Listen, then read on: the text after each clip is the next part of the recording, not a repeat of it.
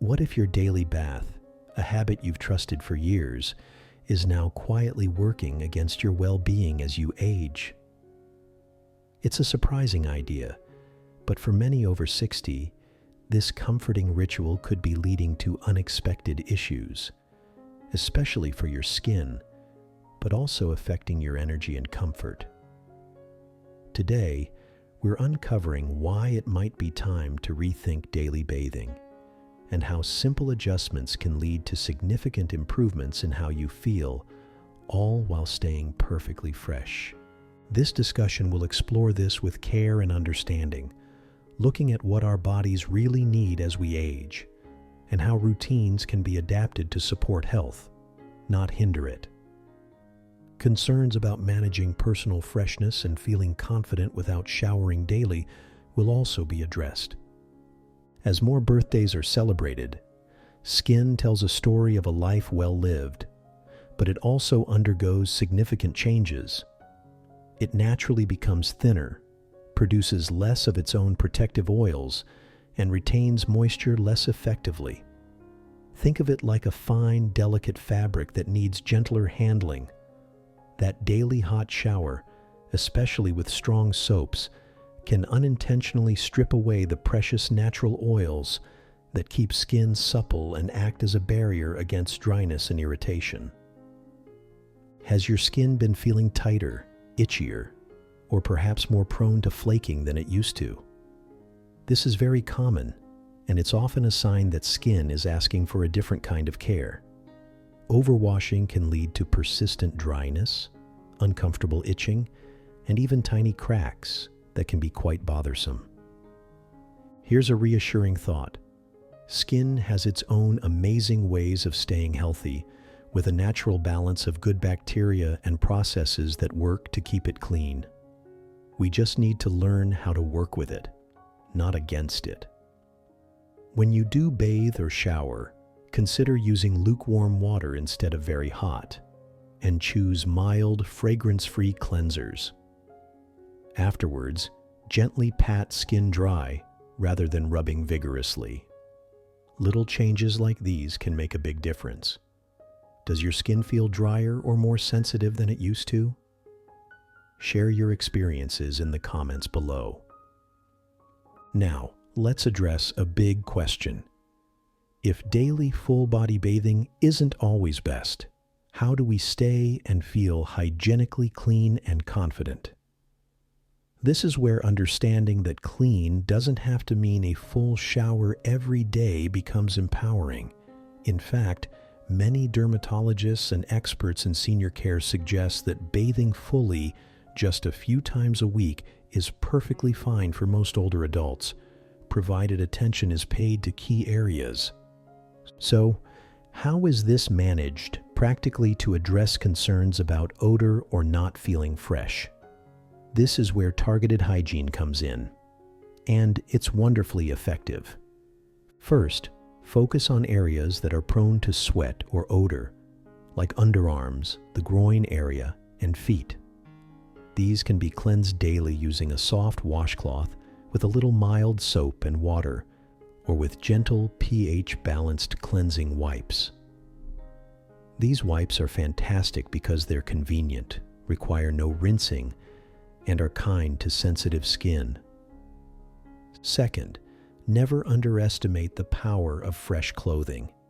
Changing undergarments daily and clothes as needed makes a huge difference in feeling fresh and preventing odor. Third, good oral hygiene, brushing and flossing regularly, is crucial, not just for the mouth, but for the overall sense of cleanliness and well-being. And what about feeling personally satisfied and avoiding any social concerns? When these targeted methods are used, excellent personal hygiene is being maintained. The goal isn't to be less clean, but to be clean in a way that also protects skin and health.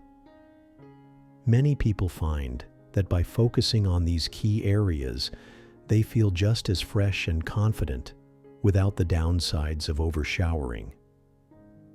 If you're finding these tips helpful so far, please take a moment to give this video a like. It really helps support the channel. It's about finding what reassures and keeps one comfortable. What are some go-to ways to feel fresh on days without a full shower or bath? Sharing tips could be really helpful for the community. Beyond skin health, there are two other very important reasons to reconsider daily, lengthy bathing: safety and energy. As we age, balance can become more challenging, and energy levels might not be what they once were. The bathroom, with its wet and slippery surfaces, unfortunately, becomes one of the most common places for falls. Reducing the frequency of full showers or baths simply means fewer trips into this potentially hazardous environment. Each time an unnecessary full bath is avoided, that risk is reduced. And let's talk about energy. For some, the act of showering, standing for a while, reaching, bending, drying off, can be surprisingly tiring. If a daily shower leaves one feeling drained, listening to the body is key. Conserving that energy for activities enjoyed or for other essential tasks is a smart and valid choice. This isn't about giving up, it's about making practical adjustments for well-being. There are also ways to make bathing safer and less strenuous when a full wash is undertaken. Consider using a non-slip mat in the tub or shower, installing grab bars for support, or using a shower chair or bench. These can make a world of difference. Have any simple changes been made in the bathroom or routine that have helped in feeling safer or less tired? Your experiences are so valuable. Please do share them.